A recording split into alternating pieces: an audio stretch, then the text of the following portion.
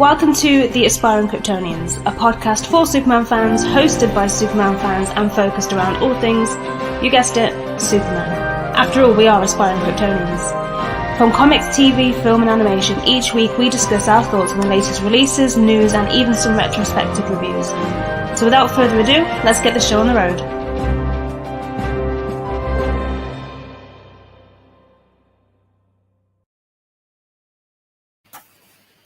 Hello and welcome to episode 31 of the Aspiring Kryptonians podcast with me, Tasmin, and Dave.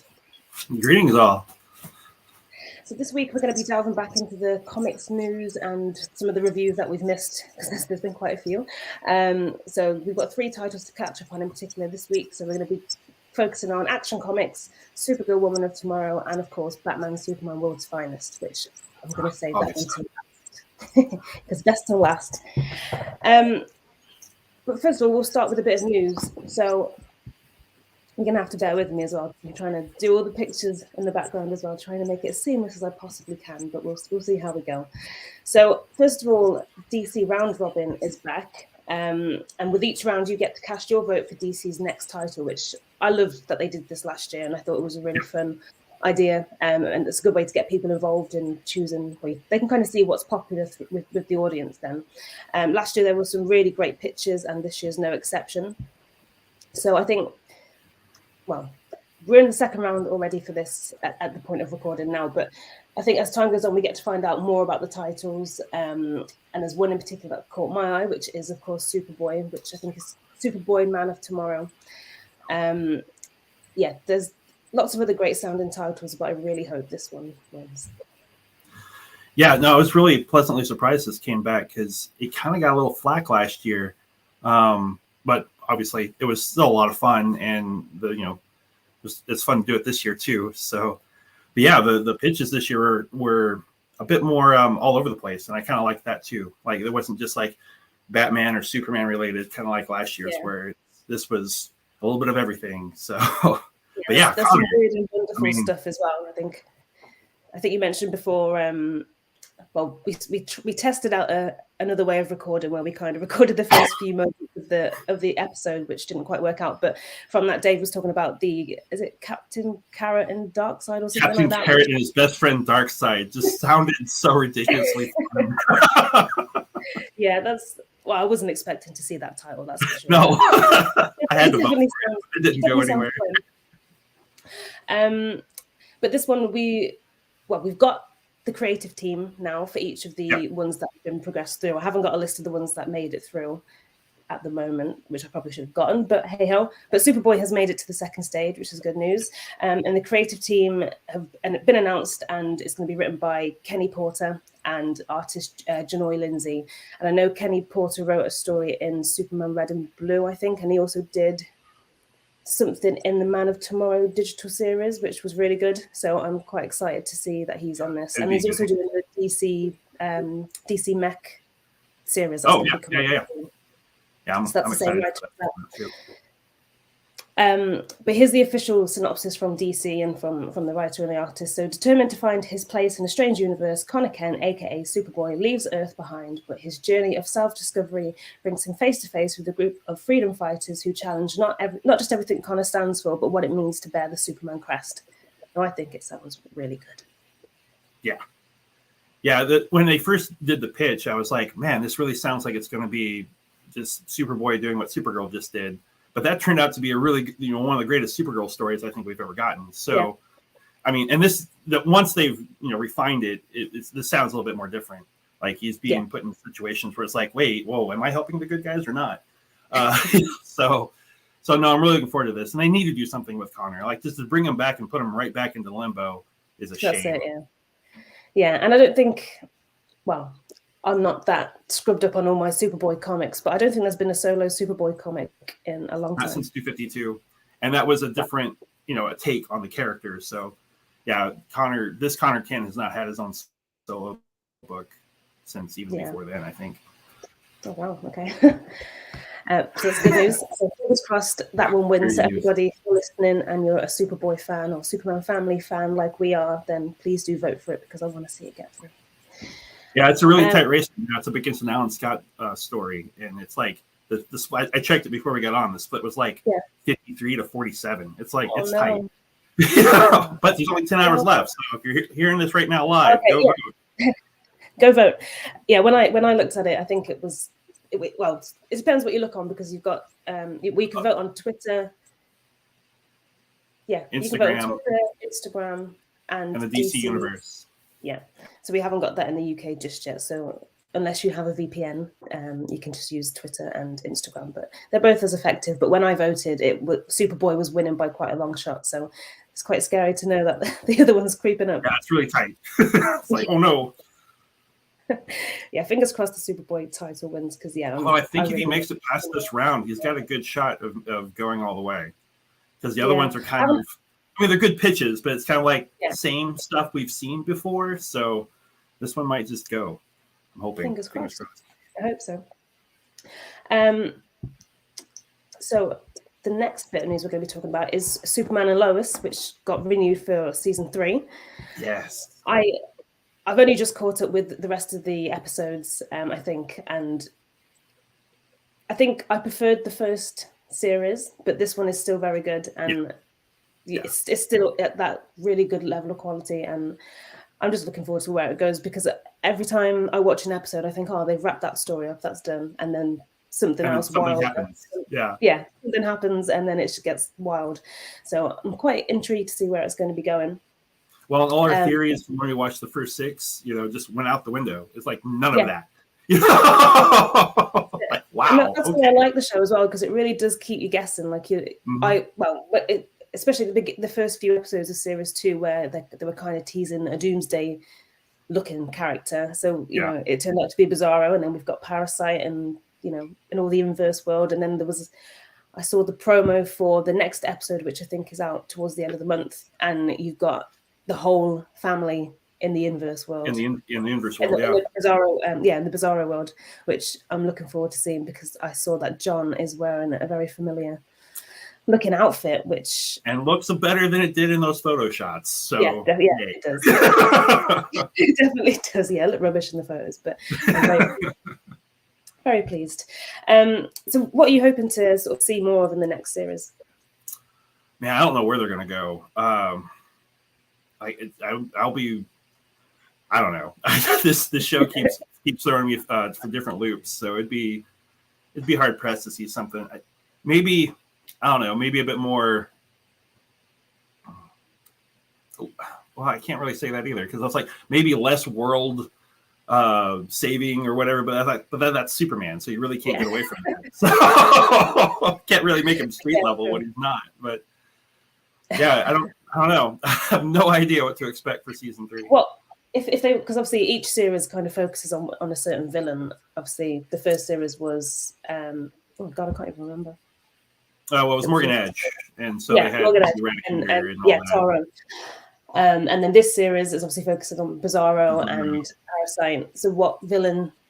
Not a prediction. Well, if they stick with the if they stick with the ex-Kryptonite kind of angle with powering things up and all that kind of stuff, I don't know. It could be interesting to have a Metallo take or something like that, where I don't know. I just don't know what vengeful angle we could have going into them still being in Smallville, and unless someone figures out his identity and then comes to Smallville and starts wreaking havoc, and that could be interesting too. Like have more of a mad, no, it wouldn't be Mad Hatter, prankster. Yeah, have more like a prankster or a toy man type of thing going on, where more like mastermind, puppet master type of thing. But as long as they don't immediately go into Lex, I'd like to see Lex show up and have it be John Cryer, but I don't need a whole season of Lex. We got a lot of Lex in Supergirl, so and they play out Lex all the time. So and we've already killed off Zod, so you can't do Zod. Yeah, he was quite a big hitter as well, and that's like gone.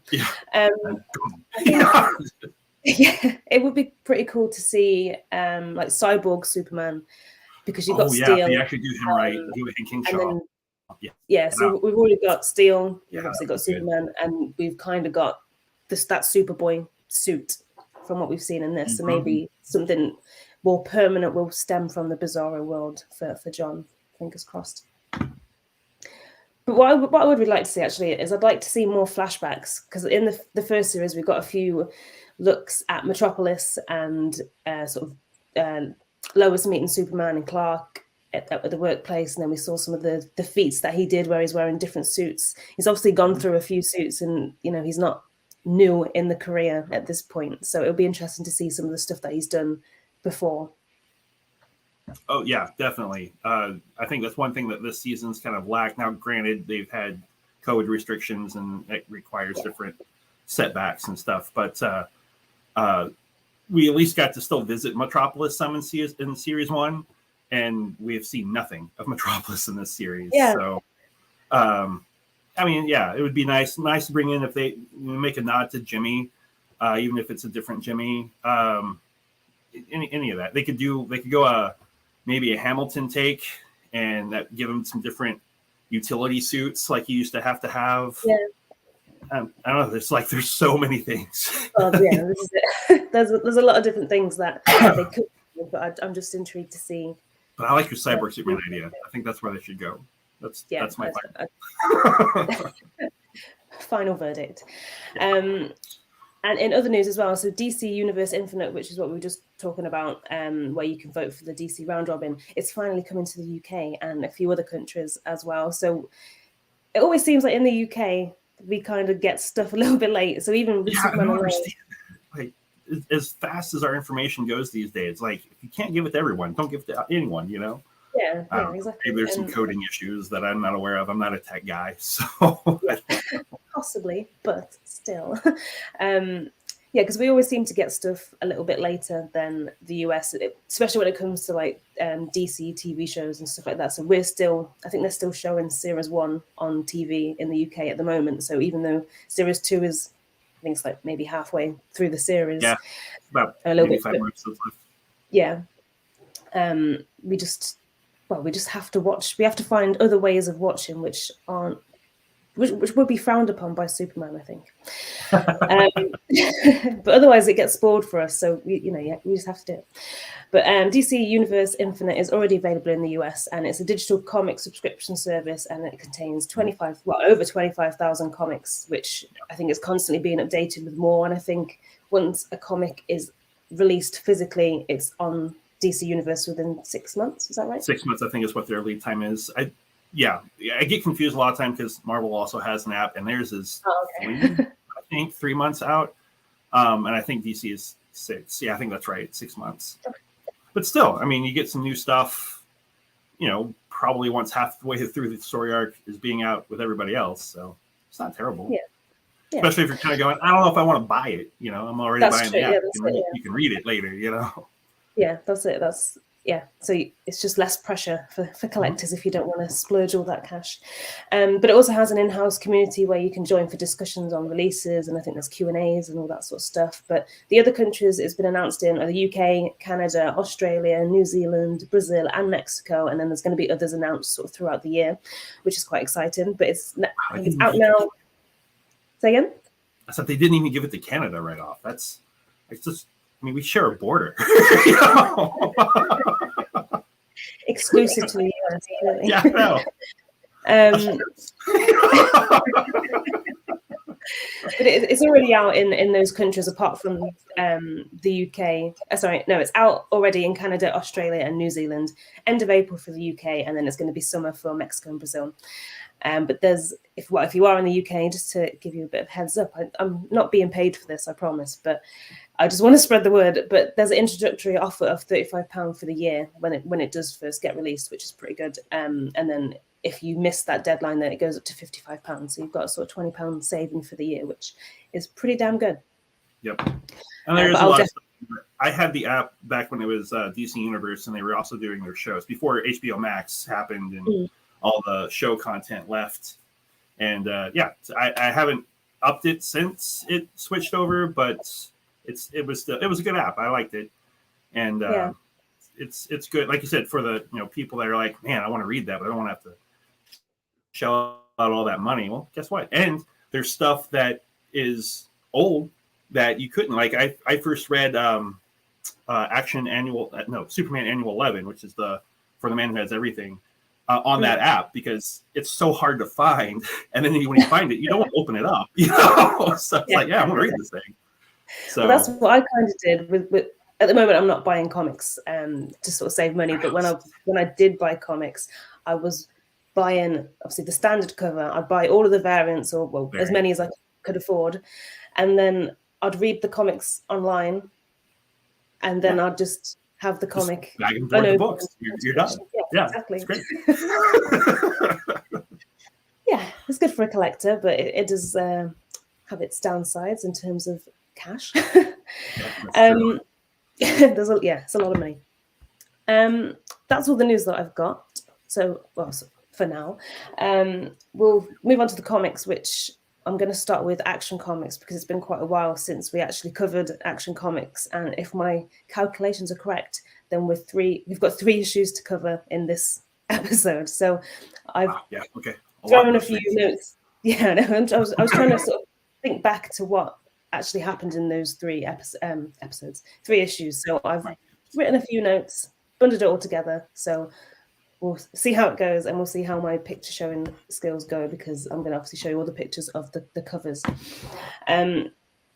So yeah, the last issue we talked about from Action Comics on the podcast was 1038. So obviously we're going to do an overview of the most recent 3 issues, which is 39, 40, and 41. So we'll start off with the covers as we usually do on the podcast, and also with our reviews. So on issue 1039, the standard cover is by Daniel Sampere. And again? He's just amazing. I mean, yeah, this cover, it looks like a film poster. It doesn't look like a comic book cover. Right. And the white sort of outline really makes it dramatic, where you've got Superman coming out on the box kind of thing. I love it. Yeah, it's got one of those old feel serial type posters, movie serials. It's like this episode, Yeah, it's really cool. And the cover's just as epic as the actual issue and series itself. All the covers have been really good for this series as well. There's 2 variant covers for this one. So the first one is by the legend Julian Totino Tedesco, and it shows Superman chained up to a pole, beaten, blooded among schools. It is just very, very visceral image. Yeah. It's not really a situation you expect Superman ever to be in. No, it's usually breaking chains, not being bound by them. Yeah, so that's it's really, really interesting. Yeah, and I love, because in all of his covers, he seems to use the very classic Superman suit rather than what's being used. Obviously, at the moment, he hasn't really got a Superman suit per se in the series at the moment. But yeah, I like that he's putting that classic suit in this or in these situations. I love how he does that. And the second variant is by Riccardo Federici, and with this one, he starts his interior artwork run. So he's taken over from Daniel Sampere, and it's just as good. Like, you can't, like, the feel of it just did not change. Like, it just went right into like, okay, like, it's very. The artwork's very different. Like, you can tell they're not the same artists, obviously, because they've got 2 totally different techniques and art styles. But yeah, it made, like, the transition made sense. Like, Sampere did all the Earth stuff, and now we've gone into the space, and Warworld has a whole nother environment and color scheme, and yeah, so it just flowed really, really organically. Yeah, definitely. Well, I'm just going to do a bulk of all the covers now, and then we'll talk about the story all as one. So the cover here is for Action Comics 1040, and this is the standard cover, which again is by Daniel Sampere and Alejandro Sanchez, and it's just menacing. It's always a bad sign to see a villain clutching Superman's cape, but the detail on this is amazing. That you can sort of, what material everything's made out of, and even Superman's cape looks like it's made from velvet, which I'm sure is very difficult to capture in terms of artwork, but they've managed to do it here somehow. And a menacing Mongol. Like, it's been a long time since Mongol wasn't kind of a joke character, and this one's like, nope, this is a very deadly Mongol. Yeah, this is a Mongol not to be messed with, that's for sure. But I quite like that. Obviously, Daniel Sampere used to do the interior artwork, but I like now that he's still connected to the series because he's doing the covers. So I quite like that, and his artwork's amazing anyway. So I'm always happy to see that. The first variant is probably one of my favorites by Julie Tedesco, and it just feels so classic. It's so playful, so much fun seeing Superman take on a plethora of superheroes in one arm wrestle, which he's clearly not having any troubles in winning. And it has a very Norman Rockwell, that 50s, feel to the artwork, to the yellows and everything. Yeah. It's just a really fun thing to look at. I love the Plastic Man in that, just all over the place. Yeah.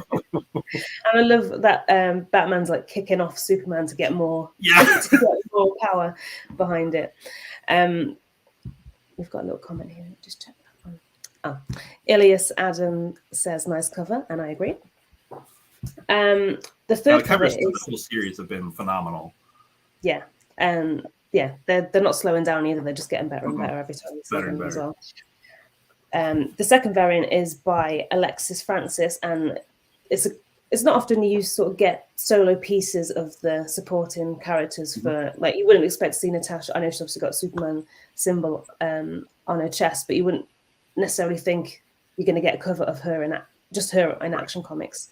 And this was done for Black History Month, but I just think it's amazing. The detail is amazing. Like, she looks like a real person.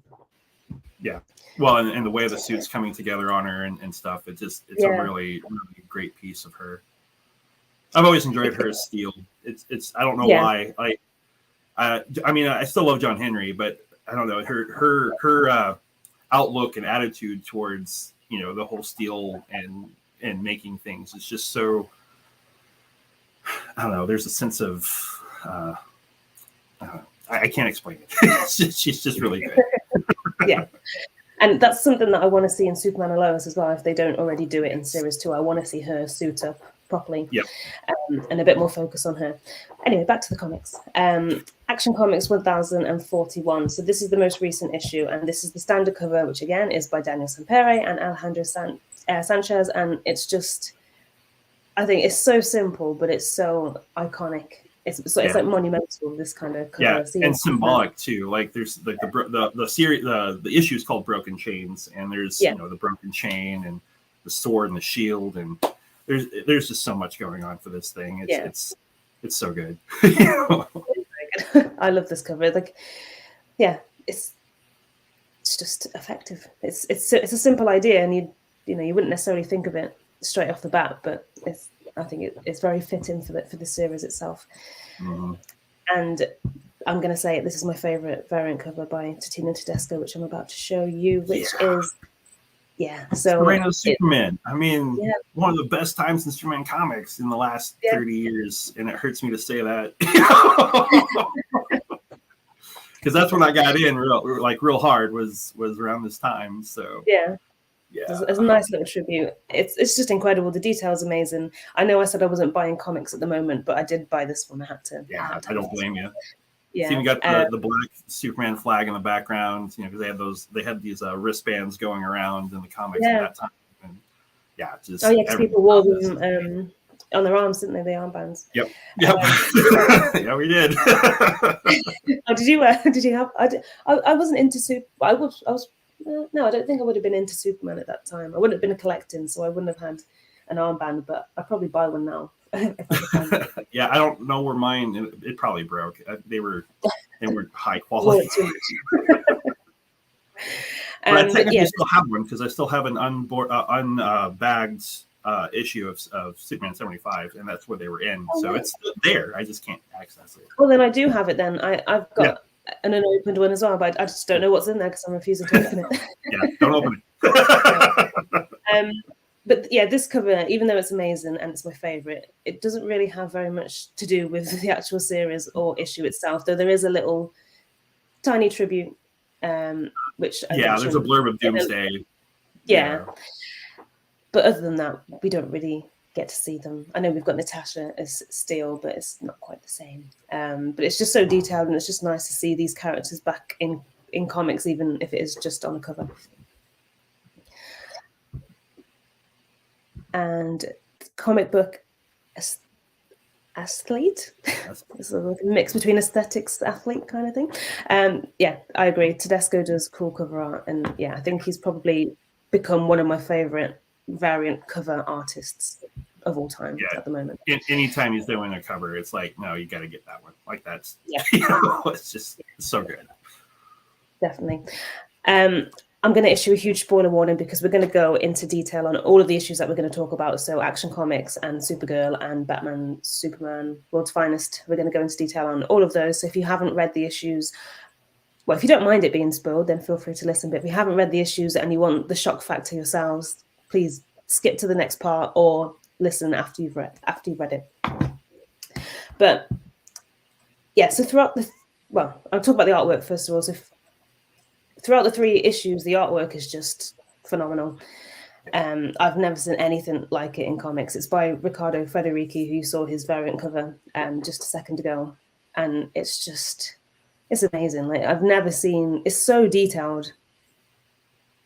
Yeah, and has a very like old pulp type story feel to them. I mean, it feels like an old story. Just looking at it, even though it's brand new, obviously, but it just has this like just beat down feel to them all. It's just like wow, Yeah, I've never seen, like I said, I've never seen anything like it in comics, and it's just amazing. And if you like the artwork in the series, if you these 2 issues in particular, I think it's 1039, 1040 he's done so far. But be sure to follow him on Instagram and social media because he shows all of his processes as he's sort of doing it, which for lots of different pieces that are some parts that haven't even been released in the comics yet. So you get a little bit of a sneak peek. But yeah, I could sit there and watch him draw for hours. I love all those sort of sketching videos. That's probably where I waste most of my time. Watching baby videos and people sketching and doing artwork. If they're sketching babies, all the better. Two birds with one stone. But it's incredible to see Superman in his war world attire take on such like beasts and these gladiators and monsters and stuff. It's just epic. It's some of the situations that we see in. Say again. And he's depowered doing that. Like he's fighting them without his superpowers. So it's real nice to see him know that he's not just super strength and invulnerability. Like he actually knows how to fight.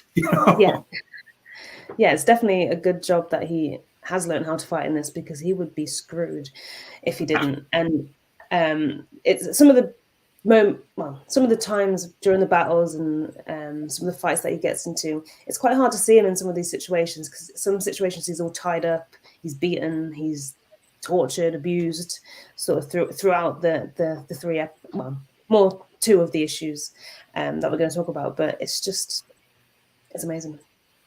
And still hasn't lost that sense of hope. Like he's still spouting that. Like that's still his message. Like I'm still showing them that there's a better way. That this isn't how things have to be. As he's sitting there broken himself, like his spirit nowhere near. It's still invulnerable. Yeah, like you can do whatever you want to him, but he will still have those same. Superman.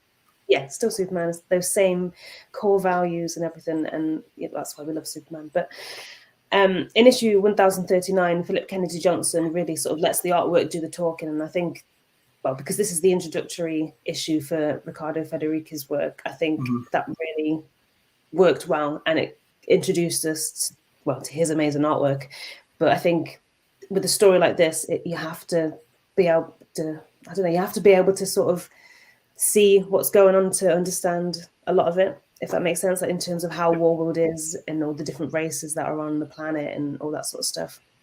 Well, and just a feel for the environment. This isn't Earth, so and there's no real sun, so everything's always in these dark, shadowy. Even daytime is like it's still kind of dark and just depressing. So to put it nicely. So in this issue, there's a lot of narration and, obviously written by Philip Kennedy Johnson, and it's amazing, it's inspiring, and it's so hopeful. Obviously, despite the situation that Superman is in, and the rest of the Authority are in, like you said, he's still got that sense of hope. He's still fighting for what he believes is right.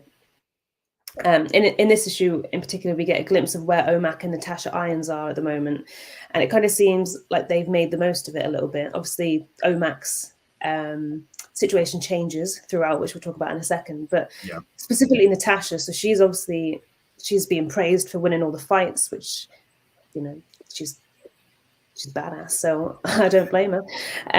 She's making relationships with the people that work there, like the blacksmith, and she also tries her luck to get work in the blacksmiths, and that's where she makes Superman's chest armor, which I love that she did that. And I think even though Superman is a character that is instantly recognizable, I think adding that when you're in these scenes, it just makes it more effective, because you can just see from afar there that it's Superman. Yep, definitely him. Like, that shield has everything to do with saying everything about him. So to have that back on his chest, and it's very, and the way she manipulated herself into that was, I thought that was very clever. Yeah. Like, yes. Yeah. Now she's a forger. She doesn't have to fight anymore. You know. Yeah. I didn't think that. She's done well for herself, considering the situation. We then go to, I don't know if I'm going to say this right, Krill Ux, who fills Superman in on the history of Warworld, and they kind of give us a bit of context into all the different races that are there and what it means to them to be there, and their legacies. But I have to tip my hat to, I'm going to call him PKJ, Philip Kennedy Johnson, but his level of world building is just amazing. Like, so much detail has gone into this. We've spoken to him on the show before, and he's given us a bit of insight into all the different things that he's created that haven't even made it into the comics yet. So because it's all backstory, like it's not even stuff that he even plans to put in the books. It's just all that's how we get here. And I think that's why this story arc is so good, because it's not necessarily believable, because I don't believe that this could happen at the moment in terms of an extra war world and all that sort of stuff, but it just makes it more realistic and more sort of monumental. Yeah, the story is way, you can tell there's a direction, and then there's reasons for things, and so it makes it very very easy to get yourself sucked into it and be part of it. And that has everything to do with Philip Kennedy Johnson. I mean, I've said it many times. He's been the best Superman writer we've had. I don't know how long, honestly. Like, it's just been so good. Yeah, he's definitely up there, one of my favorites at the moment as well. And what I like about his writing is that he'll throw in something really small. So, like, when we first got introduced to the chains and we didn't really know what they meant, he kind of, we saw Come Up for the Life of Me, remember? I can't remember her name either.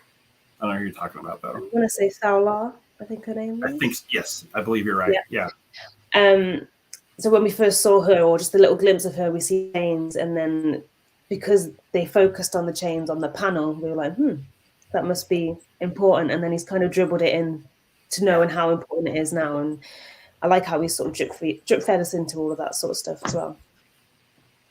The most shocking part about this sort of backstory about Warworld is the fact that the people of Warworld are essentially being lied to. So the blood priests are claiming to know how to read all the writing on the Genesis fragments, but they actually can't. So Superman is a man of many skills, and he can pretty much read it. Well, he speaks and reads every language. So he knows what it says, and what they're telling people is not what it says. So they're reading it. Yeah, they're reading it in the wrong direction, because you're supposed to read it upwards rather than downwards like you would normally. So I thought that was quite interesting, and that was just dropped in as a little moment. So if you were sort of skim reading it, you probably wouldn't have even noticed that. Yeah, so I think that's going to, something big is obviously going to come of that. So it'd be interesting to see what it actually says. I think that might be the key that will change how Superman's story gets to the people and gets through to them. Yeah, because right now he's saying it, but they're not hearing it. He's trying his best. Yeah. Meanwhile, while all of this is going on, Midnight has sort of found his own crew, and he's trying to fight. Well, he finds where Apollo is, which, I love their relationship. I don't know very much about these characters other than what I've seen in Action Comics and Superman and the Authority, but I love them. I love their relationship, and I think Midnighter is just, I think he's just cool. I love him. I'm a big fan. He's a bit more of a brutal, angry Batman. Yeah, that's but which is, I mean, he even makes comments of that in that last story. It's like, if comparisons to Batman I get, but you keep comparing me to Superman, no. I can't stand that. He's like, that guy doesn't kill. Yeah. Well, and then there's if we're going on to that issue, there's a great panel. I don't know if you caught it, where after he has said that, the artist puts a Dark Knight's Returns cover reference when they've ambushed that little caravan. He's jumping off of some sort of pillar or whatever, and there's a lightning strike in the background. Yeah. It's like, I didn't clock that. I'm going to go back and have a look now, because I didn't clock that, but that's pretty cool. I like it when they do things like that. Yeah, I was laughing so hard when I saw that. I was like, there's a comparison. Very clever. I like that. So on to 1040. Superman kind of really comes into his own in this issue. I thought, like, this world is a big change for him and for us as readers. So we're kind of getting used to everything that's going on, and Superman's he's even trying to adapt to be better and to do better but in their ways. So I think there's a moment where Superman doesn't have his powers, so the way that he fights is dramatically affected. But I think there's a moment where he asks Kryl-Ux to teach him how to fight like a Warzone. Yeah, and I thought that was pretty cool. Yeah, and we meet fighting style. Yeah, so he can survive. I mean, essentially, because he's not killing. That's his little Warzone name means stainless blade or whatever it is. You know? So he's still not hurting anyone. Yeah, I'm quite surprised he actually. Well, not surprised he's made it this far, and he's done battles and he's come through the other end. But especially if he's not trying to harm them, that must be really difficult for someone to come at you, try and kill you, and then you not. Yeah. But we also meet two children who sadly look up to Mongul as if he were their hero, which I think is the case of pretty much everyone in Warworld anyway, because they're being lied to. Obviously, he's the ruler of their world, and he's in a big place of power. So it's here you really kind of get a glimpse as to how brutal this Mongul is. So the pair are brother and sister, and he ends up asking them if they have what it takes to be a Warzone. Then he's like, kill your brother. Yeah. He's like, kill your brother like I did. And he's actually stood there expecting them to actually take action on doing it, which was just wild. And it was real tense. Like, is she going to do it? Like, you don't know. Is he? Yeah. And then it goes to a different part of the story. Like, no, I need to know. Just before we left, on that panel, just before we go into a different situation, Mongul actually takes a swipe at them, which I'm assuming is a deadly one. Well, I mean, I don't think he would take any other. Yeah, true enough. Superman literally throws himself in the way to save, in the way of the blow to save the children, which he was literally going to kill them for not killing each other, which is just wild. And like I said, it just goes to show how brutal this Mongul is. Though to Superman, it probably doesn't seem that everything he's doing isn't really helping, because people aren't listening to him, like you said. He's doing all these little things, but obviously to those children now, Mongul went to kill them and asked them to kill each other. So for them, they're obviously going to now lean more towards Superman and realized what kind of person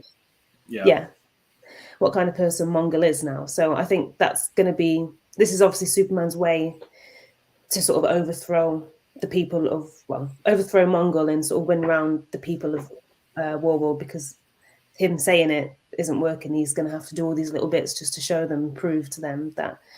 Like the saying goes, actions speak louder than words. So he's having to show them a better way instead of just talk it. He's got to walk it. Yeah. And it's clear that Superman has a plan. Clear that Mongul has a plan, and for Superman, and more specific, I can't even speak today, more specifically, the United Planets. So I'm intrigued to see what that's all about.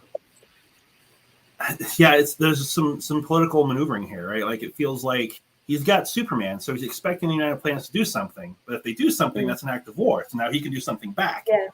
So it's kind of like, are they or aren't they? And if they do, I win either way. You know, I keep their champion, or I get to terrorize their entire nation.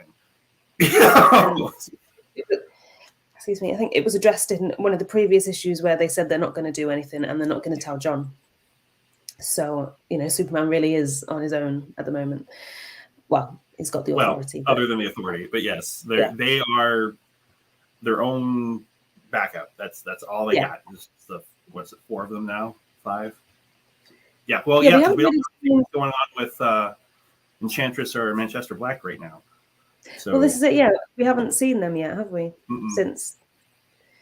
So I'm intrigued to see where they are. Because I know Manchester Black had that bit of a falling out with one of the Mongols champions, they're called. He specifically had a fallout with one of them, so I think he was going to come for Manchester Black. So it'd be interesting to see where he is in this situation.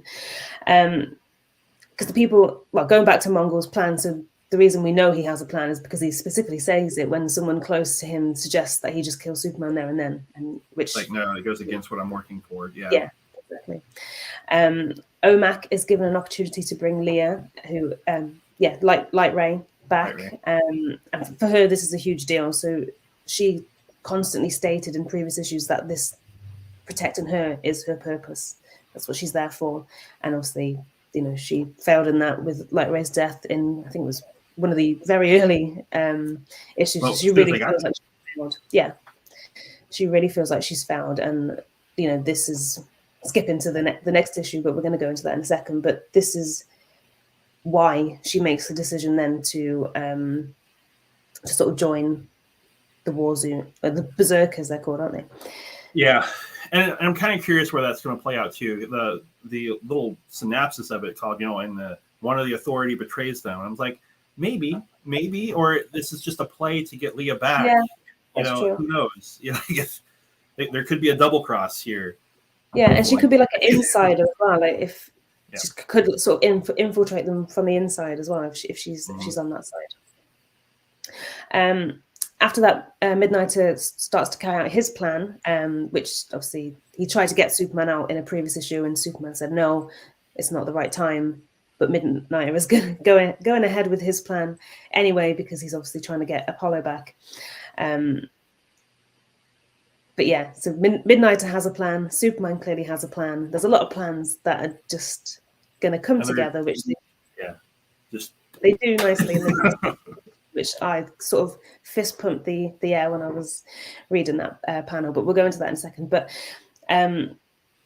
that's what Superman's all about. So Superman had the opportunity to get out, but he refused because he still has work to do in sort of bringing the people to his side. Mm-hmm. Which I love. And he had to do that. He couldn't do that above them. Yeah. And then towards the end of the issue, Superman's learning more about Warworld. And as I think he's with Krillux again. And then he overhears Mongol sending his troops to get the children that we met at the start of the issue. And their fate is... He'd figured out that the world is also kind of powered by that Genesis energy, and when he touches it, he starts floating. You know, he comes off the ground a little bit, and that's when he's like, "Oh no, we got to go now." You know, as his hearing kicked in. Yeah, so that could be.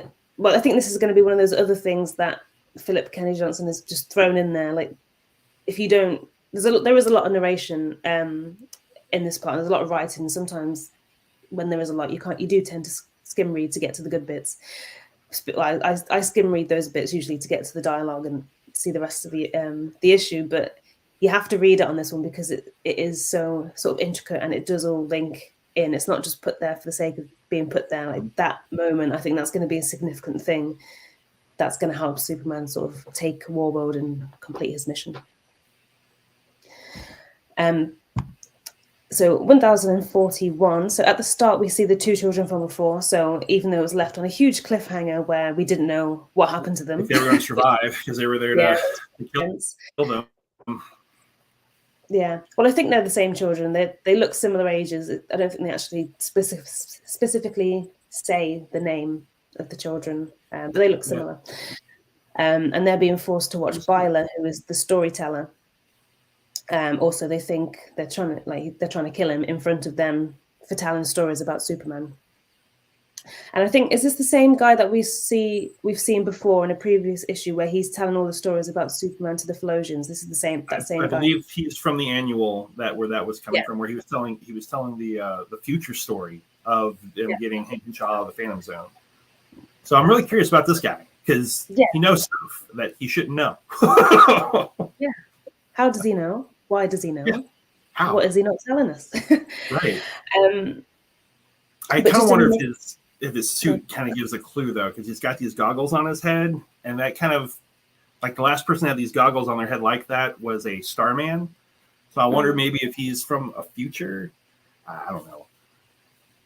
Possibly, yeah. There's so many different possibilities, and we could sit here guessing all the different ones, and we'll still we'd be wrong. But yeah, just in the nick of time, Midnighter takes down the Executioner in epic fashion, and this issue really sort of. I was a fan of Midnighter in previous issues and Superman and the Authority, but this issue is his issue. It's so good. Catch up on him. Which did you read the backup stories that were running in action there for a while? That was all Midnighter. I have to say, I did not. So if you had, this is kind of also a payoff too, because that dealt with he was on Warworld while this was going on, so he was getting snippets of him doing all that, but it's a time loop. So now we're seeing like he closes that loop, and now we're seeing what's happening this time. So I thought that was kind of a nice payoff if you've kept up with Midnighter since Future State. I was like, all right, cool. I'm probably going to have to go back and read them now. I think I read the first one or two, but because I wasn't familiar with the character at the time, I just thought... Like, it has nothing really to do with... Like, they do a good job of not... They allude that he's on Warworld while Superman is there, but they don't say anything what is happening and why he's there. Yeah. So it's kind of its standalone thing. But then to have him be back on Warworld with Superman there and doing this stuff again, it's kind of nice. It's kind of like, cool. This is what happens now instead. So that is pretty cool. The artwork in this issue is obviously by two different artists. So it's by Dale Eaglesham and Will Conrad. So it is totally different to Riccardo Federici's, and I read them sort of back to back because I had a few to catch up on, and the difference is, there's a big difference in terms of their artwork. But I'm not saying that in a bad way, because it was quite refreshing to see their artwork, and I think their artwork worked well for the action sequences that went with Midnighter. And you're getting a different perspective and points of view and different sides of a Warworld that we haven't seen. So again, it feels like a very organic transition to have different artwork, and not feel weird. Like, we just changed artists. It's like, oh no, this makes sense. Yeah, it's kind of warranted. And speaking of Midnighters, this issue is pretty much all about him and his quest to find and save Apollo. People keep mistaking him for Superman, which we talked about before, because people of Warworld have been told this Superman is coming to save them, and Midnighter at this time is the person that's coming to save them. So everyone's just assuming that he's Superman. But those Superman's way of infiltrating Warworld's people is slowly working. Midnighter is really going for it, and he's really making progress, considering how brutal his way of things are. Well, and the way he's kind of going about it is still effective, because the one woman that he saves is like, show me how good you are without it.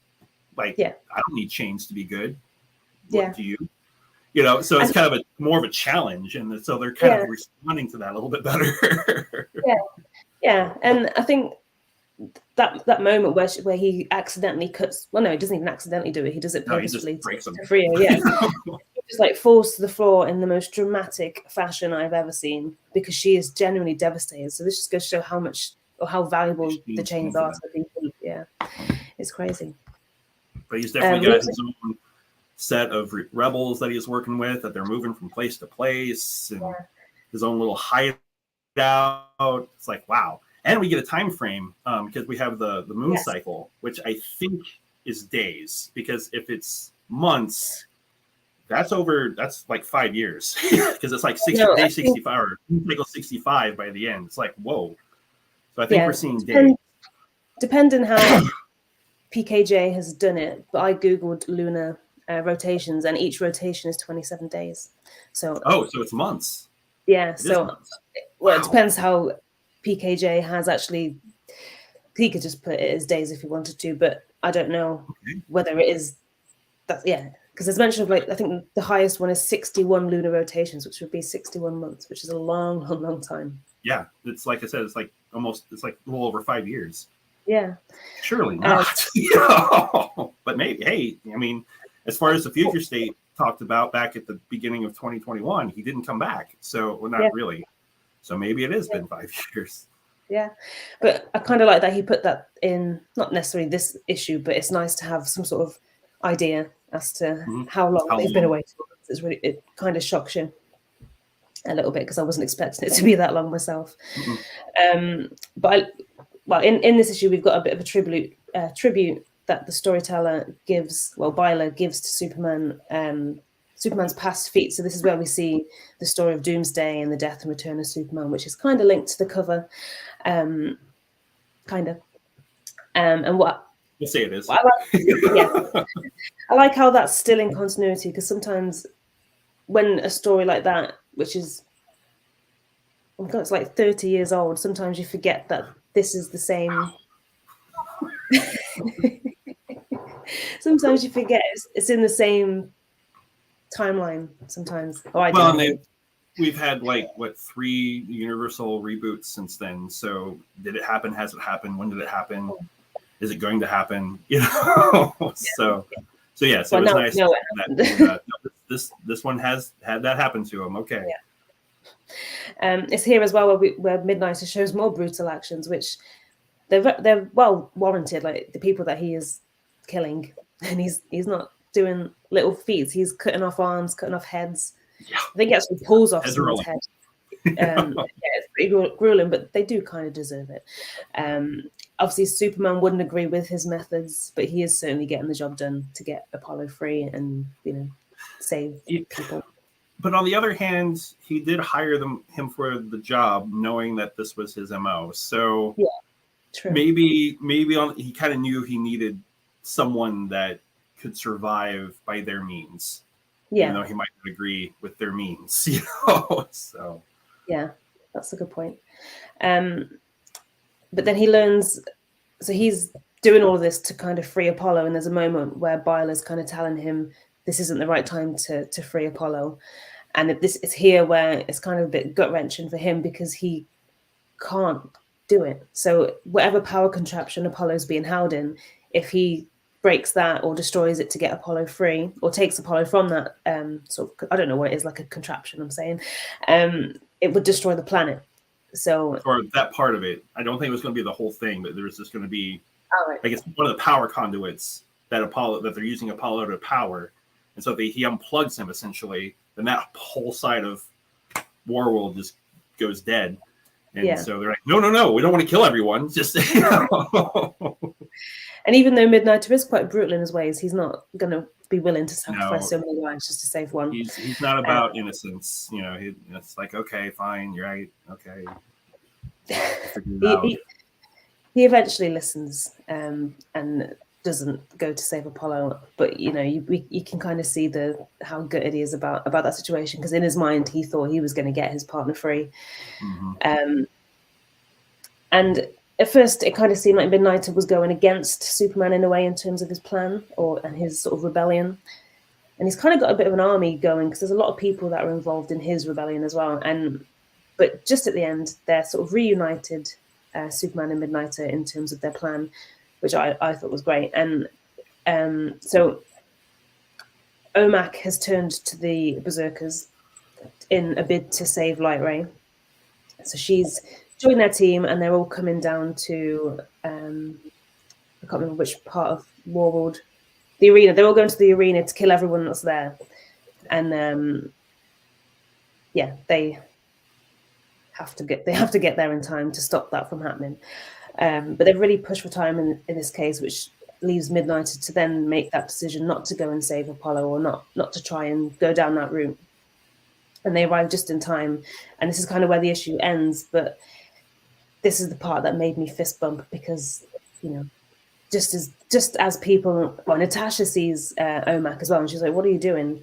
And we kind of see how scared the people that are sort of locked away. They've obviously got no weapons there themselves. So they're all defenseless, and they're literally about to come in and brutally murder all of them.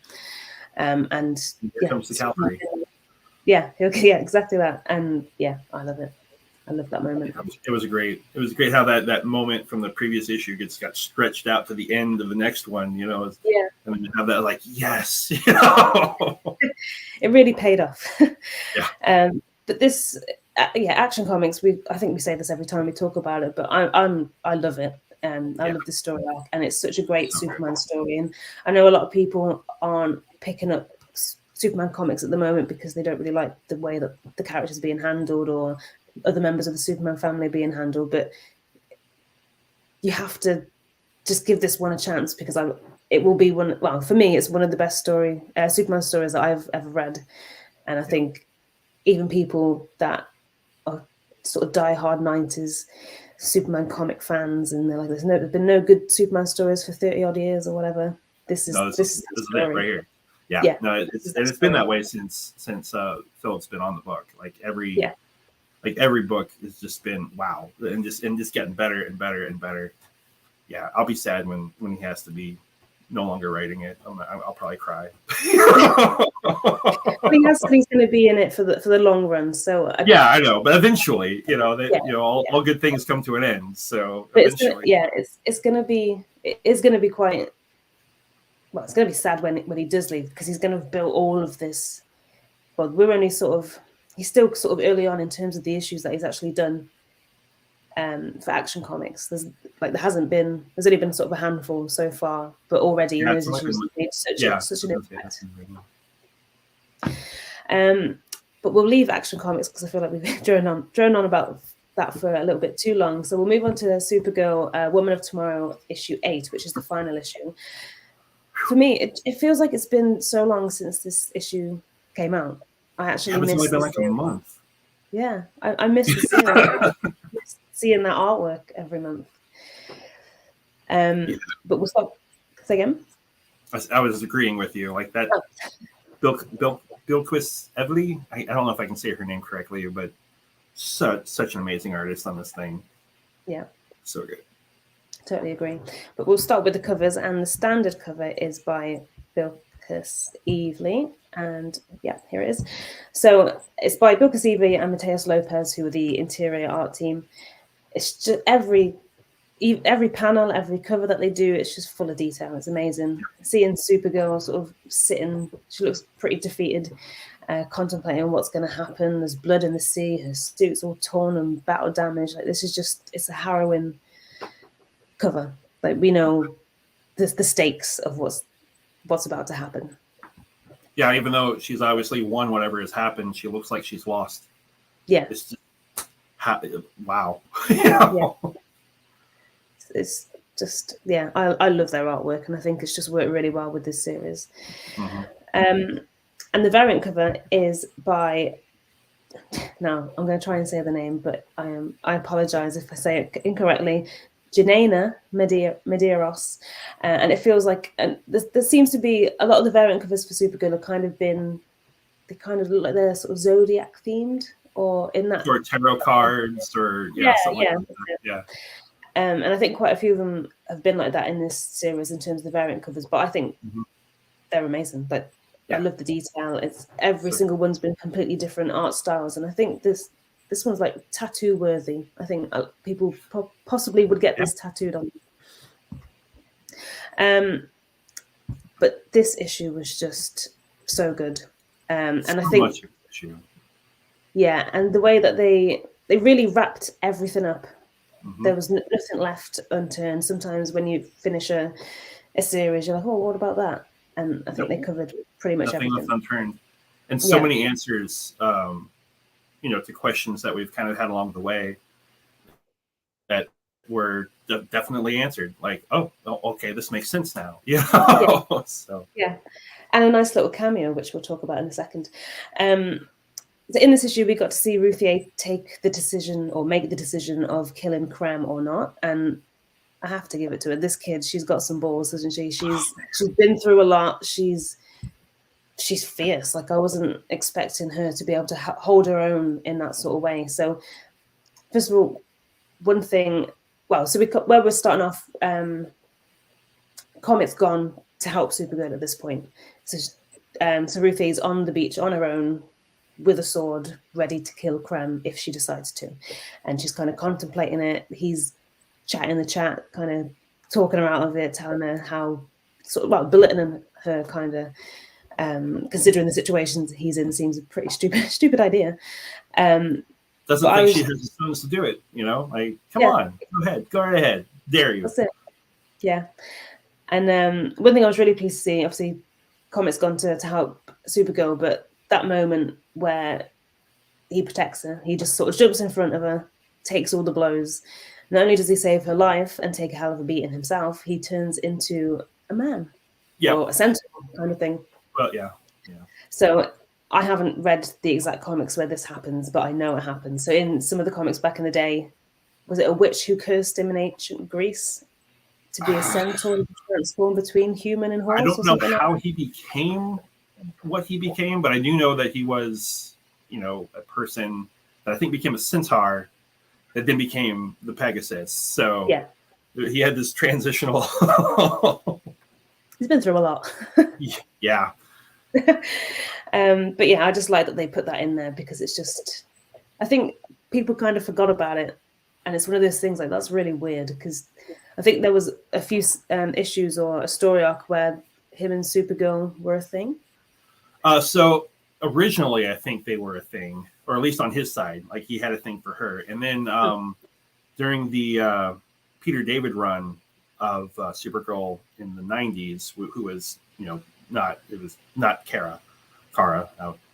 He did a take on Comet, who was like a horse alien being person. And so there was, a relationship there as well. But other than that, we haven't really seen actual Comet. So this was not only the first time, the previous issue where she's using him to outrun the Mordred, the orb. And now he's also helping out, So it was kind of nice. Kind of nice to see an actual, Comet cameo. Yeah. Kind of surprising what they do to him, but because he's no more Comet. Yeah, it's brief but a nice encounter. Yeah. But I like the way that the story is told in this issue as well. Is that during the moments where they're obviously Ruthier and Supergirl are facing off their own battles, and each panel is sort of alternating between Ruthier's situation and Supergirl and Comet's situation, which I really like the way that. I don't know if that was probably more of a Tom King decision in terms of the storytelling, but I think that made it so much more effective, and you could just how quickly all these things are happening at the same time. Yep. But yeah, Tom King's narration as well, and I think throughout the series it's been as Ruthier. So Ruthier is the one that's narrating everything. It's just so poetic, and she's such a young girl. We don't really know exactly how old she is, I don't think, but she's we've got an idea of how old she is, and she's been through a lot. She's so full of wisdom and also admiration for Supergirl, and the way she talks about her and the way she talks about her experiences and take on the world is just amazing. One of the things that she has learned from her, even fighting, not being part of those fights, but she employs those ways of thinking as she's fighting Krem. So it's kind of like, oh, well, she's soaked all this whole journey. Like it's been, her learning everything.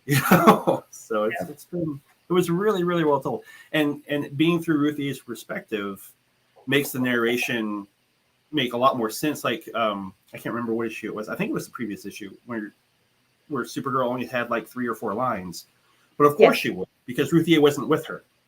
So she doesn't know what she said, So, that was one of the things that was kind of answered. Like, we find out that this has all been a story that she has written about this adventure. Yeah. So it was like, cool. It happened in hindsight kind of thing, isn't it? Mm-hmm. So while Supergirl is able to overcome her fight thanks to the help of Comet, Ruthie challenges Krem to, in hand-to-hand combat, which I was not expecting. I was thinking, are you crazy? Yeah. I was like, oh, she's dead. So, like, this is not going well. Yeah.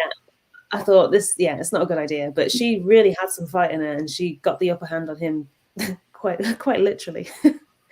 And tries to kill him. Yeah, I think she cuts off his hand as well, doesn't he? Doesn't she? His hand or his ear? Something. Yeah.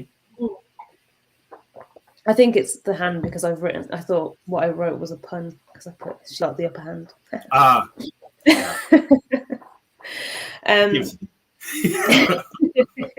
But first of all, she gives him a good kick in, and he gets a fair few hits in as well. But then she becomes the one in control, and I really didn't know what she was going to do at this point. So throughout the whole series, we've been like, well, what is she going to do when she gets him? When she gets him in that situation, will she be the one to kill him? Will she be able to? That's the kind of question that everyone was sort of, that I was asking myself throughout the series, even from like the early issues. But no matter how hard, there's a blurb, I think, in like issue 1, where it says something about Supergirl denied her revenge, and so it's always kind of laid like, so Supergirl is the one that kills. Yeah. That so again, answers, but we'll get there. But but no matter how hard she tried, she couldn't do it. She couldn't take that final blow with the sword. She had him in the position, she just couldn't do it. And she showed him a lesson in the fight in terms of her getting the upper hand. I think that was enough for her. She's cut his fingers off. He's never going to forget this moment. Yeah, she set out and done what she needed to do for herself. And and I think if she had been the one to kill him in that way, I think that would have scarred her for life even more so than what's happened to her dad. Probably, because she'd have to live with that. Like, yeah. And then and Supergirl kind of comes down and, kind of stops that fight and is all like, well, fine, you can't kill him, I will. And it's kind of a lesson, again, to see if Ruthie has learned anything herself, right? Like, I took you on this journey, you're still doing it, so let's do this. And she's like, no. Yeah, I like that moment, because Supergirl kind of, in the way that Supergirl kind of says, oh, you haven't learned, it kind of feels like she thinks she's failed. Like, she mentions that she wasn't able to teach Ruthie about revenge, and that it's not always the right thing to do. And then how could she, because she hasn't learned it herself? She still carries the loss of Krypton with her, which is where I really think this makes the best Supergirl, because she still has that anger and that bitterness of having her world stripped from her. And she's even shown a little, cheekiness towards, Cal a couple of times, like, oh yeah, he's only there for 3 minutes. Come on, And of course, because he's just like, well, just roll with it. Earth is great. And she's like, yeah, but it's not Krypton. Yeah. And I think, obviously, Superman's the more popular character, and he's the most famous out of the two. So you kind of sometimes forget that she lived on Krypton. She's experienced it. She grew up there. So she has, in a way, her story is more, what's the word? Her story is sort of more brutal than Superman's. A bit more tragic. Yeah, it's tragic. Like, even though both it's the same world, but their world is no more. All their people have gone. Superman never really experienced that. Like, he's gotten tastes of it, like through the Kryptonian technology that came along with him, and he's able to commune and whatnot. But she lived it, so I've always liked that take. Like, when Supergirl's done well, like, a lot of times I feel like people forget, like, they just go, oh, she's just a girl version of Superman, and so the stories kind of get a little. okay, but she's not. Like she's got his powers, but her story is not the same. It's not as near as happy. Like she's a survivor and has that survivor's guilt, where Superman is an immigrant, but doesn't remember his homeland. Yeah. So it's not the same. No, it's definitely the same. And I think the fact that she's when I haven't read many solo Supergirl comics, I've only really seen it when she kind of shows up in a Superman comic at the moment, other than this series. But she's obviously appears to be younger than him, because of the way that the way the space travel happened. Yeah. Yeah. And she's like a teenager. So for her, she's like she's like a blonde teenager, and to look at, she looks very happy, and you'd think she's got a whole life ahead of her kind of thing. But she's been through a lot. Yeah. Yeah. And then to have to start all over and not know what does that even mean? Like even now her baby cousin, who is now twice her age, like how am I supposed to relate to that? Like, how do I deal with that? Yeah, she's had a tough one, Supergirl. But I'm looking after reading this and obviously learning that about her and what she's kind of gone through, or a bit more what she's gone through in this series. We got a bit more detail than what we normally get. I'm looking forward to reading some of the solo Supergirl stuff now, even though I've heard they're not the best. Not all of them. Like, I mean, again, you have to realize she's not her cousin. So, and then she does, and she is still young. So there is moments where like she'll have flights of fancies, and but I don't know. I kind of like that. She's a little bit more edgier, a little bit more flippant. Like whatever. Like she puts Cal in his place a lot. Even in New 52, there was a moment where he had lost his powers, and at that point, Supergirl's story had ended. So we didn't know anything about what was going on with Supergirl. So when she first comes back, she's like, I lost mine too. Like, hello, like I was doing what I needed to do. Why you in my face about this? Get out my face. Yeah, I like her personality in this series as well. She's very she swears. She's pretty badass. She's pretty cocky. She knows. At the beginning, she's there to get drunk. I mean, that was like, I can't drink on Earth, so here I am. Yeah, I like her personality in this, but obviously I'll experience more of her personality in some of the other comics when I get to them. But yeah, so Supergirl's, go back to the comic itself, Supergirl's had more of an effect on Ruthie than she first thought. And I like how they did all the sort of reminiscences of all the ways that Supergirl's helped Ruthie to learn along their journey together, because they've probably been together for quite a while, even though for us it's only sort of 8 issues.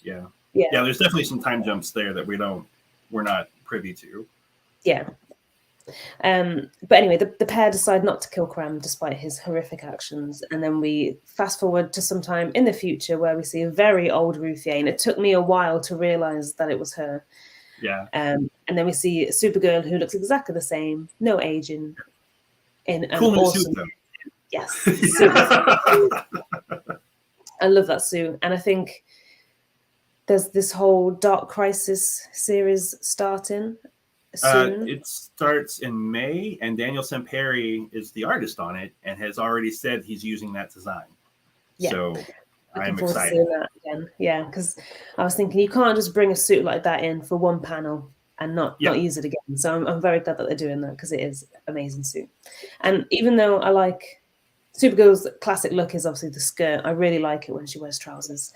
Even in the TV series itself, where she put that she had the trouser suit on, that was just really cool. There's something a bit more, I don't know, I don't really want to say commanding, because that seems militant, but there's just a bit more, I don't know, authority about it.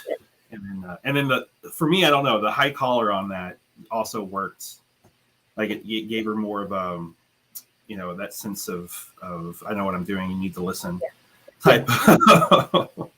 like a captain kind of thing, isn't it? Like she's in control. But yeah, so they've clearly sort of stayed in touch at this point, which is kind of testament to the kind of relationship that's blossomed through this journey, because when they first met, they obviously had no idea about each other. They were a bit unsure about each other, specifically Supergirl, I think. But it's here we kind of get to see what happened to Krem, and I thought it was genius, but I thought it was actually really harsh, harsher than actually just killing him. I mean, that's the Phantom Zone, but I mean, that was a great, like, oh no, neither one of them killed them. Oh wow, you know, like, but they still got their revenge, you know. Yeah. So they've put him in the Phantom Zone for years. They finally let him out. He's old, decrepit, very sorry, confesses his sins, and he's very thankful to the pair for letting him out.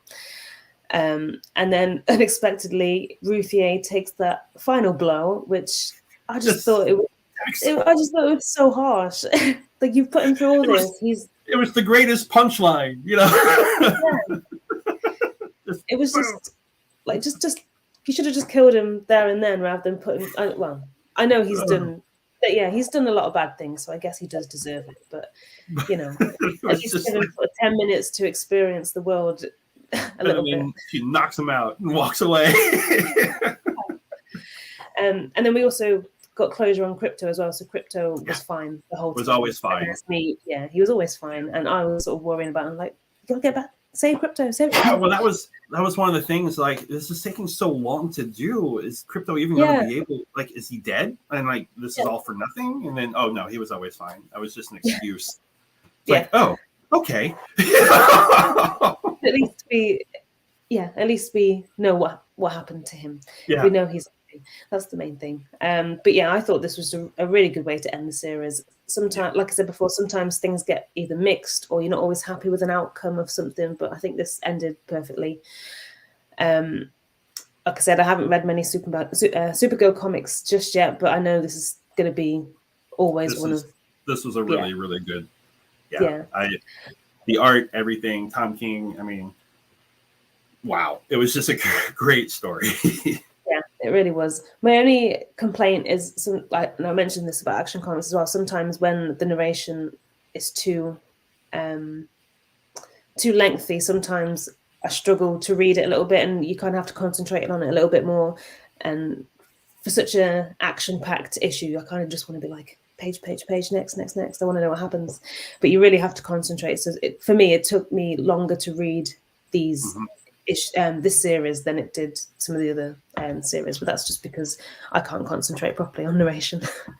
Well, and King is known to be very wordy expositionist. You know, I know Evan mentioned that quite a bit, where the style that he was doing this as narration worked because you're reading the story, right? Where sometimes it's just kind of like, get on with it, man. And I think for this series we needed the context behind it all as well, so we needed all that detail, so it wasn't just wasted. Like, we needed to know what happened to understand how bad of a guy this Krem guy was. But yeah, I'm very sad that series has ended, and it feels like it's been ages since it ended. And I know, and I need more Supergirl in my life. Bring back a solo Supergirl title with that soon. Or just bring her in as a side character with John or something, you know, somewhere. I'd be happy. When I go back to buying comics, I'd buy a Supergirl series. Yeah, I've also got most of Supergirl as well. Like, I'm not near as I don't hunt for her as much as I do like Superman comics and stuff. But yeah, she's Kryptonian. I gotta put her in. You know, part of the family. Yeah. Yeah, I have nothing else to say on that issue. I really enjoyed the series. I think there wasn't a bad. Ended well. Yeah, ended well. Everything was wrapped up, and I was very happy with the outcome, even though it was a little bit harsh at the end. And with that said, I think this one is my favorite of what we're going to just all the comics that we've talked about. Batman Superman World's Finest issue 1, which is written by the legendary Mark Waid and with art by Dan Mora. So there were a plethora of covers for this. Oh man, there were. Yeah, our colleague Sam decided to do this one, and since as a review, and since there were so many covers, I'm sitting there going, "Whoo!" But he did a good job. He was able to talk about all of them without really having to show everything. So and he kind of pinpointed his favorite ones, which is what I've done for this, because I'm not going to go through all of them. Yeah, there's like 20 covers to this thing. Yeah, there's a lot. Like, this is Actually, there's 12. I wrote it in my notes. Oh, well, this is like a huge. There's a lot. There's still a lot. This is a huge occasion for DC. I think this is the first time in a while that they've relaunched the World's Finest title, even though it is Superman's finest.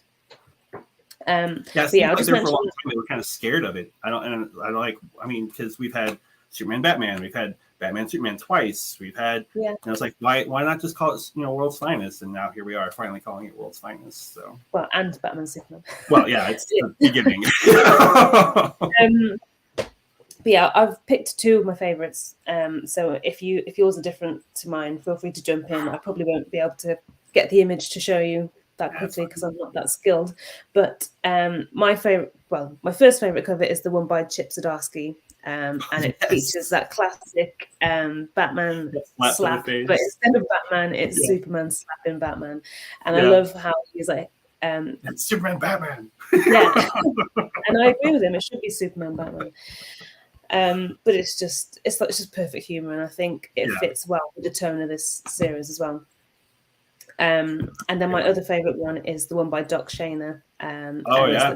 The 5 between Superman and Batman. I love his artwork anyway, but this has a real sort of Super Friends feel to it, I thought.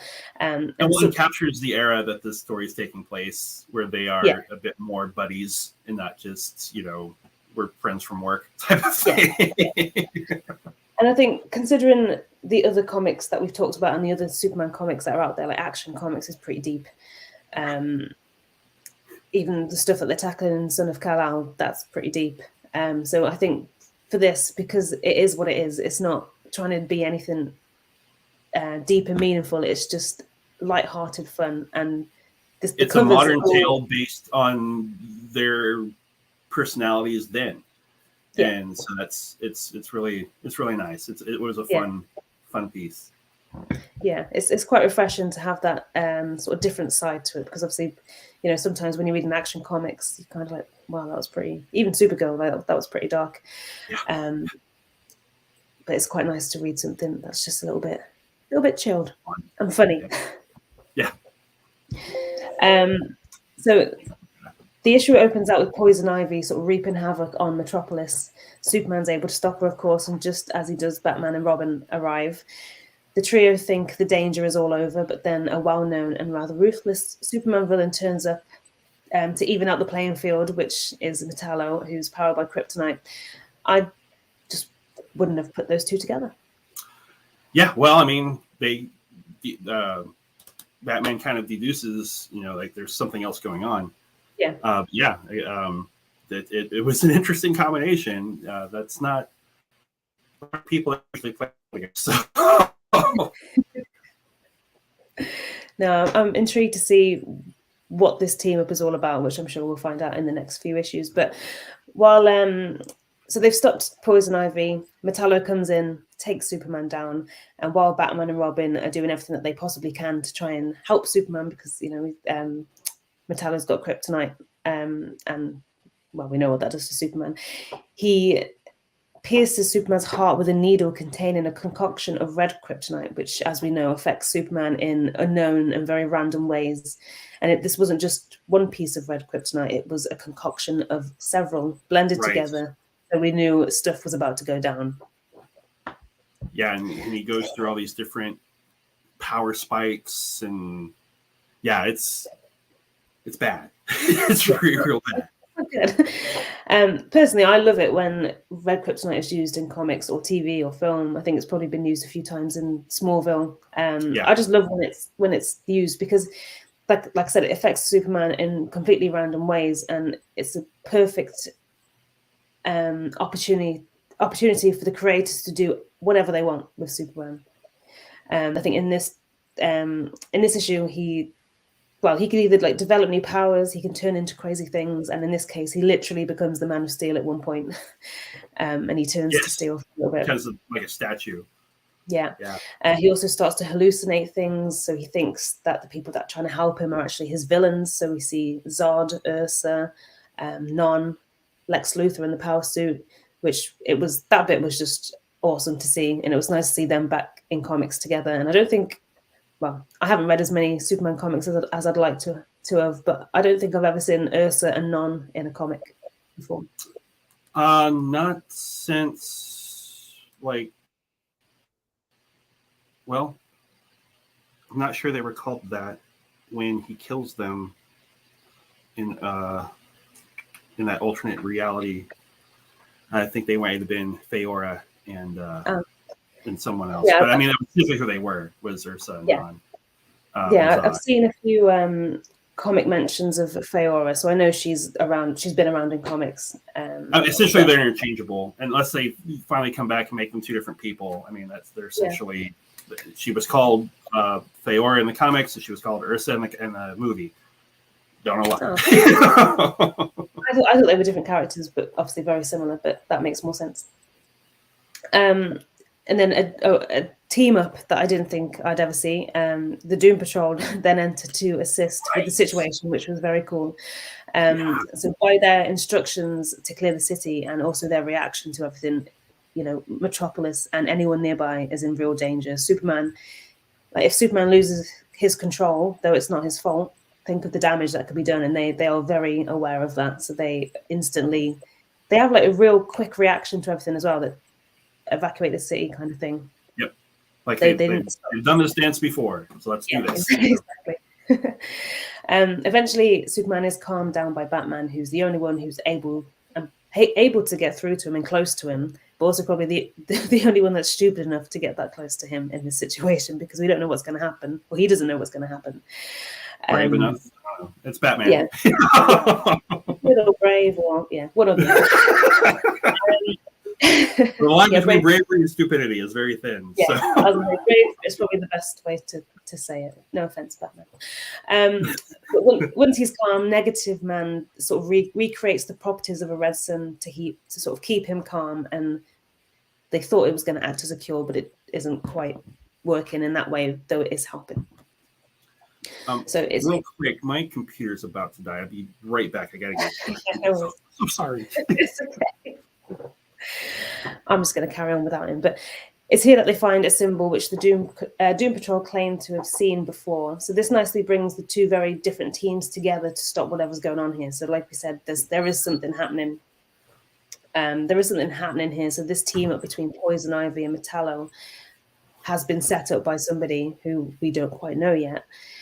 So I'm excited to see how the Doom Patrol, Superman and Batman, the Doom Patrol and the World's Finest, I'm excited to see how they are going to work together, but I'm also excited to see a bit more, not necessarily with Poison Ivy and Metallo, but seeing what's going on there.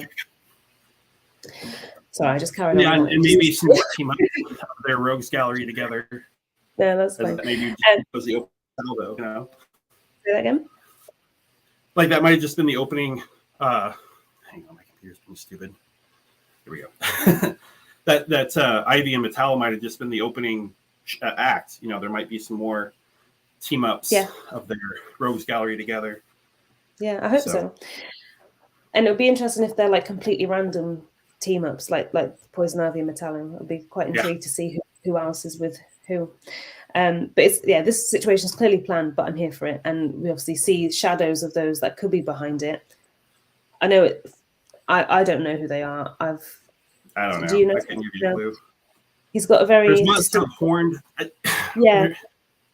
So that could be a nod. I mean, so Mark Waid wrote Kingdom Come, so that could be Magog. But it also could be a throwback to like Blaze versus Thanos. So I don't know. It's Mark Waid. It's going to be awesome, and we have faith. But yeah, we'll find out a lot more about that in the issues to come. But I like the little tease that we got because it's sending people who's reading the title guessing like we are or trying to guess. But I just that's pretty much the gist of the issue itself. But I just thought it was so good. It was so explosive for one issue. So much happened. It was just a great way to start the series. I loved every moment of it, and there was quite a bit of humor as well. And there were some really great Superman moments in there, I thought. So specifically when it shows Batman and Superman in their respective cities back in the day when they first met, with the opening incident. So Superman's like, oh, it's a trap for me. I'll be right there. So, this is the Superman we know and love, regardless of the situation and the risk. He does whatever needs to be done to help. And I also loved the assistance that he gave Batman and Robin when Robin was about to be lowered into the fire pit by Penguin. So he got shot at, and then he sort of replied with "It tickles," which is a nod to the Man 32 cover. Old... Mm-hmm. Yeah, the classic cover from back in the day. But that's been done a few times recently, because Tom Taylor did it twice. He did it in Dark Knights of Steel. I think Kara, her name's like Kara. What's the name in Dark Knights of Steel? Yeah, she got. Who'd she get shot by? I can't remember. It was a lightning strike when. Yeah. And she goes, "Well, that tickles." And I think Superman. No, might be John. I think John might have said it at some point in Son of Kal-El. But I guess this flashback scene was to kind of show one of their first meets and team ups. It didn't really. There's a few things that happen in it, and there's a mention of Lex Luthor and something that his technology and something that he's been teaming up with Penguin and stuff for, which you don't really know what that's all about. So I don't know if that's something that's completely relevant to the story that's going on at the moment, but it just felt like a little bit of a friendship origin moment, which I quite liked. Mm-hmm. Yeah, I liked where he set this and has done it in a way that to let the reader know without having to just flat out say it. Like there's a mention in when everyone's evacuating the Daily Planet, they're like, "Is everyone out?" And Lois is like, "Well, except Clark. Where is he?" Like no one knows, and they're not together yet. It's and then then months later or years later when they're doing the flashback of it's like this is just set in a time, and it's even though it's not Dick Grayson's classic suit, it's obviously Dick Grayson as Robin, which is fine. It's good to see him kind of like, oh look, it's Batman and Robin. Like, he's got some personality, hasn't he?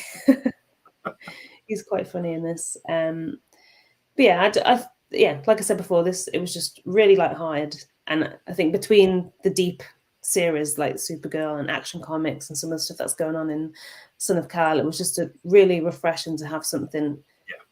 So I say lighthearted, like a lot of stuff, dangerous stuff could have happened, but the man. But it's more of an adventure, fun, dangerous stuff. Like you're not sitting there going, it's more like, oh yeah, cool. Yeah, exactly. And I'm hoping that we get to see more of Superman's red kryptonite poisoning, I guess. Yeah, I want to see a few more of those, because I just think it's really fun when they use that, because you could literally do anything. And if you were to do that without using red kryptonite, people would be like, Superman can't do that. But it just it just gives people an opportunity to do whatever they want. So I'd like to see a bit more of that. But the artwork, he's still going through it, so second, and then of course with I'm getting his name wrong, but the doctor from Doom Patrol, and he's going to want to see it all. He's not all bright and shiny. He's a little sinister. So he's going to be like, oh, what's this do? What's this do? I think at the end of the issue, it's showing like an injection kind of thing or some sort of device. Something. And Batman, I think Robin sort of shows how shocked he is that Batman's accepting his help kind of thing. Yeah. So that'll be interesting. I think that's going to be a bit more sinister than Superman and Batman would like to think, but we'll see. But the artwork is by Dan Mora and the colors are by Tamara Bonvillain, and I love it. It's incredible. The backgrounds and backdrops were so detailed. Each and every character, there was quite a lot of characters in this opening issue. Like you've got Lex Luthor, you've got Penguin, Batman, Robin, Superman. Everyone looked on point. And I think the costume choices especially were on point as well. Yeah, and the color choices for those costumes, it's a very classic, the gray and blue Batman, not the, the black, and yellow. So, yeah, it was good. It was nice to see that kind of a return. I'm not a huge, like, Silver Age type fan because a lot of it was really campy. Yeah. But I do like when they kind of dip into it like Mark Waid's doing right now and be like, here's a story of that time, and but we're not going to camp up, it's like, all right, cool. It's like it's a nice balance between the two. It's not over the top, but it's it's just right. We've got a few comments. So Rob Paul says, I still need to pick up World's Finest issue 1. Hopefully they still have a few copies at one of my local shops. Yeah, I'm sure they do. And I think this, I don't know how, in terms of sales, how well it's done, but I'm assuming this one's pretty big. Seeing all the variant covers that they did for it, they're really pushing this one. So I'm sure they'll do a few extra runs if they need to. Yeah.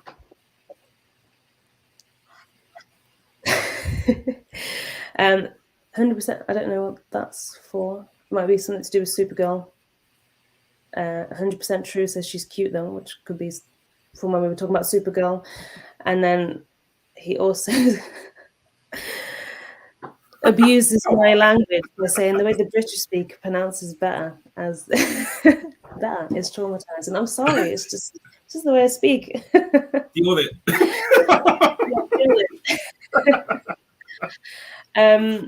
Wait till you find out wait till you hear how I say. Oh, I'm going to say it now because otherwise you know what I mean. But normally the meaner version of a bumblebee, which you would say a wasp, but I call it a wasp. So if it traumatizes you, I'm sorry. Then that's going to be okay. But yeah, the artwork in this issue was great. The action sequences were great. I think each panel was so sort of. I think everything was kind of happening really quick because you got Superman at full speed, at full power, and I think each panel kind of felt like a slow-mo moment. So I could picture it in like a Zack Snyder kind of slow motion. Oh yeah, action sequence, that kind of thing. That's the vibe I got from there. So it kind of really showcased the effect of what was happening, and it just it was great. Yeah, let's show the chaos of him going through those different powers and Batman and Robin trying to react to that, and it was a fun little issue. I hope the tone doesn't change as he gets further into his story. Yeah, I think Mark Waid's set the tone, and I can't see it steering too far away from what it is at the moment. So I'm just really excited. He's a legend in his own right. So. Yeah, definitely. But this is very different to Kingdom Come, though, in terms of the tone. So it shows how. Well, and even other works that he's done, like Irredeemable, which was kind of his "What if Superman isn't a good guy" story. This is just a completely showing Mark Waid is worthy of the Legend title, doing a whole different type of story with characters he's written before. Definitely. But I can't wait to see more of the art team's work and obviously Mark Waid's work on this series. And I'm very intrigued, and I can't wait to see how the rest of the series pans out. I think that rounds up our topics for today. But just a quick mention to our supporters on Patreon. We say I feel like I'm just spieling this off every time, but it does mean a lot. All everyone's support. Dave also is one of them. It means a lot to us and to me, and it's such a huge help. It helps us to be able to do this, to pay for the services of StreamYard and whatever else you have to pay for, because it all adds up. Thank you very much for doing that. Shout out to Dave Owen and David Beasley from the House of Owls. So thank you for your ongoing support. It's actually nice to be able to thank you in person now. I'm going to keep doing it every episode, so I hope you don't get tired of it. No, I don't get tired of it at all. I'm a bit egotistic, so and if you want to find out more about our Patreon subscriptions, head to patreon.com/The Aspiring Kryptonian, which the link is just there for you. I'll also put the link in the description as well to make it easier. For those listening live, thanks so much for getting involved. And if people are listening afterwards, thank you for taking the time. And we'll see you next time for episode 32. Bye. Bye.